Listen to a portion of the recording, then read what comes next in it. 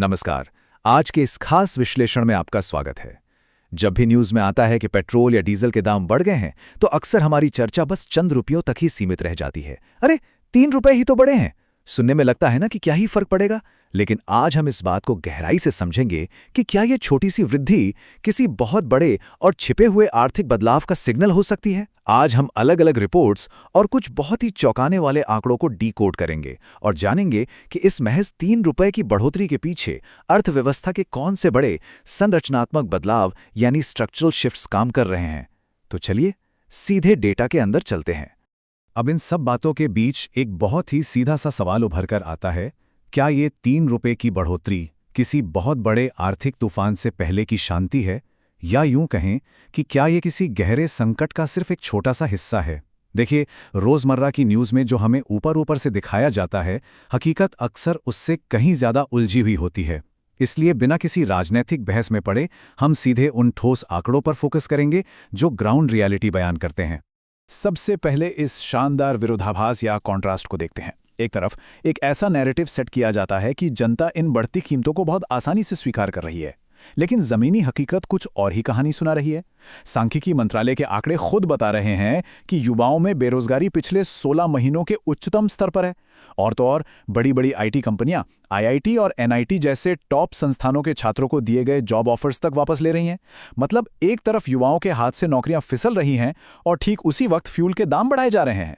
अब जरा शेयर बाजार के रिएक्शन पर नजर डालिए। शेयर बाजार कभी झूठ नहीं बोलता। अगर पेट्रोल की कीमतों में बढ़ोतरी सच में इतनी ही पॉजिटिव बात थी, तो प्रमुख तेल विपणन कंपनियों जैसे बीपीसीएल, एचपीसीएल और आईओसीएल के शेयर्स 1.75% से लेकर 5% तक धड़ाम से क्यों गिरे। डेटा साफ दिखा रहा है कि तेल उत्पादक कंपनियों को प्रति लीटर पेट्रोल पर 25 से 30 रुपए का भारी घाटा हो रहा है। मार्केट इन्वेस्टर्स को शायद इस बात का पूरा अंदाजा है कि ये 3 रुपए का हाइक इतने बड़े घाटे की भरपाई के लिए ऊंट के मुंह में जीरे के समान है। और असली खेल तो बैकग्राउंड में चल रहा है। Consortium of Indian petroleum dealers ने एचपीसीएल को एक पत्र लिखा है और उनका ये बयान बहुत ही क्रिटिकल है। उनका साफ आरोप है कि उन पर सामान्य पेट्रोल की जगह प्रीमियम पेट्रोल खरीदने और बेचने का भारी दबाव डाला जा रहा है, और ये प्रीमियम पेट्रोल सामान्य से 9 रुपए ज्यादा महंगा है। रिपोर्ट्स बता रही हैं कि इस तरह की शर्तों के कारण बाजार में जानबूझकर एक आर्टिफिशियल शॉर्टेज या कृत्रिम कमी पैदा की जा रही है, ताकि ग्राहकों को मजबूरन वो महंगा वाला पेट्रोल खरीदना पड़े। और इस दबाव का असर ग्राउंड पे बिल्कुल साफ दिखने लगा है। रांची, झारखंड के पेट्रोल पंपों की तस्वीरें देखिए, वहां लंबी लंबी कतारें लग रही हैं। उत्तरी केरल के कई जिलों में ईंधन की सप्लाई रुक रुक कर आ रही है। अखबार तो यहां तक रिपोर्ट कर रहे हैं कि थोक बिक्री पर लिमिट लगा दी गई है। एक ग्राहक को 200 लीटर से ज्यादा ईंधन नहीं दिया जा रहा। जाहिर सी बात है, जब ऐसी खबरें आती हैं तो आम लोगों और दुकानदारों के बीच एक पैनिक बाइंग शुरू हो जाती है, क्योंकि सबको डर है कि कहीं आगे चलकर सप्लाई पूरी तरह ठप ना हो जाए। अब इस नंबर पर गौर कीजिए, 18 दिन। ये आंकड़ा वाकई चौंकाने वाला है। सरकार का अक्सर ये दावा रहा है कि हमारे पास 60 दिनों की मांग पूरी करने लायक तेल रिजर्व में मौजूद है, लेकिन इकोनॉमिक टाइम्स की रिपोर्ट कुछ और ही कह रही है। उनके अनुसार भारत के कच्चे तेल के भंडार में 15% की गिरावट आई है और मई के मध्य तक ये घटकर 91 मिलियन बैरल पर आ गया। इसका सीधा सा मतलब ये है कि हमारे पास जो रिजर्व बचा है वो देश की केवल 18 दिनों की मांग को ही पूरा कर सकता है। चलिए थोड़ा इतिहास के पन्नों को पलटकर देखते हैं कि हम इस स्थिति तक आखिर पहुंचे कैसे। भारत और चीन के स्ट्रेटेजिक पेट्रोलियम रिजर्व बनाने के सफर को कंपेयर करना काफी दिलचस्प है। 2004 में भारत ने इस प्रोग्राम को हरी झंडी दिखाई, लेकिन जरा देखिए 2006 में ही चीन ने अपनी पहली रिजर्व फैसिलिटी बनाकर तैयार भी कर ली। वहीं भारत को अपनी शुरुआती 3 रिजर्व फैसिलिटीज पूरी करने में 2018 तक का लंबा वक्त लग गया, और वो भी कुल 39 मिलियन बैरल की कैपेसिटी के साथ। ब्लूमबर्ग के इस डेटा पर नजर डालिए। दोनों देशों के बीच का अंतर लिटरली हैरान करने वाला है। आज की तारीख में भारत के पास लगभग 2 करोड़ 10 लाख बैरल का स्टॉक है और चीन के पास पूरे 140 करोड़ बैरल यानी 1400 मिलियन बैरल का विशाल भंडार। यही वो सबसे बड़ी वजह है कि जब भी ग्लोबल मार्केट में कच्चे तेल की कीमतों में कोई शॉक आता है तो चीन उसे बहुत आराम से एब्जॉर्ब कर लेता है, जबकि हमारे घरेलू बाजार पर इसका सीधा और बहुत जबरदस्त झटका लगता है। अब एक ऐसे पहलू की बात करते हैं जो हम सबको सीधे तौर पर प्रभावित करता है, टैक्स। आज जब अंतर्राष्ट्रीय संकट का नाम लेकर जनता से कहा जाता है कि भाई ईंधन की खपत कम करो, तो हमें इस आंकड़े को बिल्कुल नहीं भूलना चाहिए। 2018 से 2021 के बीच जब इंटरनेशनल मार्केट में कच्चा तेल काफी सस्ता था, तब एक्साइज ड्यूटी लगाकर लगभग 8 लाख करोड़ रुपए का भारी भरकम रेवेन्यू जनरेट किया गया था।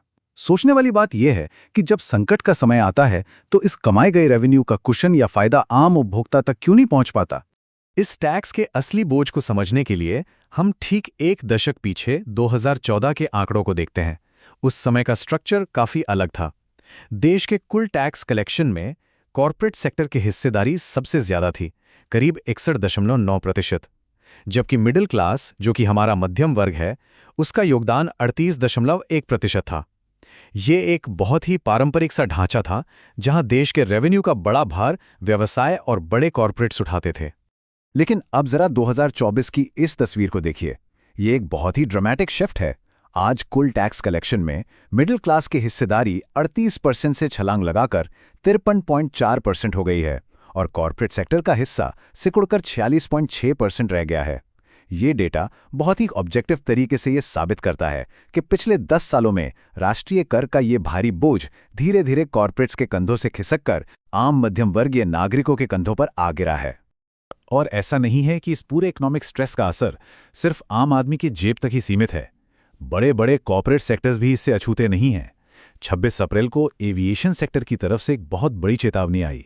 स्पाइसजेट, इंडिगो और एयर इंडिया के प्रतिनिधि संगठनों ने सरकार से साफ कह दिया है कि अगर ईंधन के दाम ऐसे ही बढ़ते रहे और उन्हें कोई सपोर्ट नहीं मिला तो फ्लाइट्स को ऑपरेट करना उनके लिए आर्थिक रूप से असंभव हो जाएगा।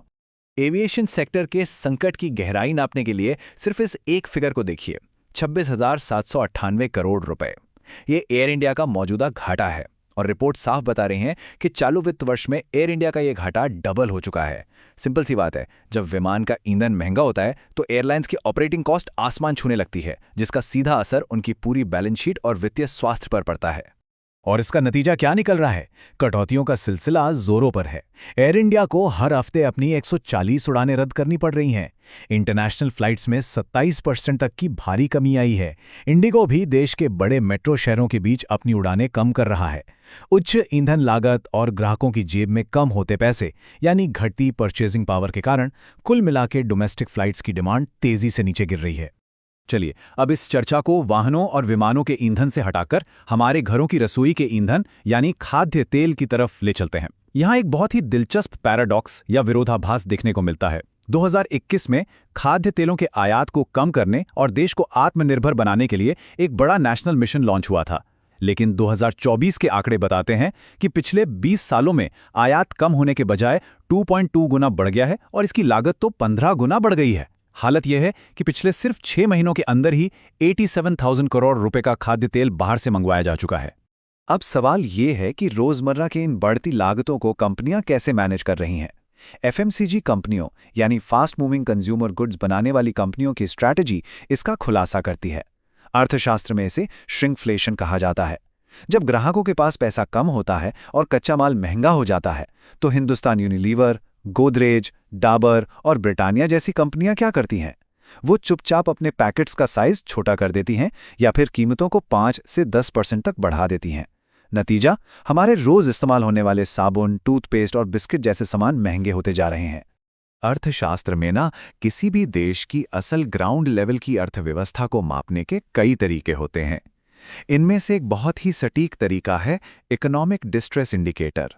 ये इंडिकेटर हमें साफ साफ बताता है कि जब लोग अपनी सबसे बुनियादी रोजमर्रा की जरूरत के गैर लग्जरी सामानों की खरीदारी कम कर देते हैं तो ये पूरी अर्थव्यवस्था के लिए खतरे की एक बहुत बड़ी घंटी होती है।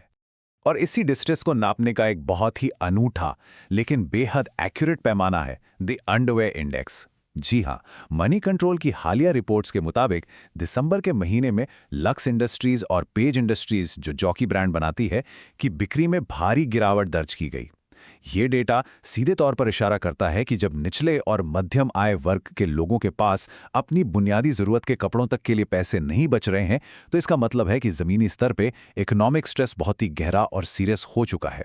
तो इस पूरी चर्चा के एंड में इन सारे डॉट्स को कनेक्ट करने पर एक बहुत ही अहम सवाल उभर कर सामने आता है। पेट्रोल में वो महज 3 रुपए की वृद्धि, मिडिल क्लास पर बढ़ता टैक्स का बोझ, रोजमर्रा के सामानों में श्रिंकफ्लेशन और गिरता हुआ अंडरवेयर इंडेक्स, क्या ये सब मिलकर हमारी अर्थव्यवस्था की उन गहरी और बुनियादी कमजोरियों को पूरी तरह उजागर नहीं कर रहे हैं, जिन्हें शायद अब तक नजरअंदाज किया जा रहा था? रोज की राजनीतिक बहसों से इतर अब समय आ गया है कि इन ठोस आंकड़ों पर विचार किया जाए। इस विश्लेषण में हमारे साथ जुड़ने के लिए बहुत बहुत धन्यवाद। आगे भी ऐसे ही जरूरी और गहरे मुद्दों पर चर्चा जारी रहेगी।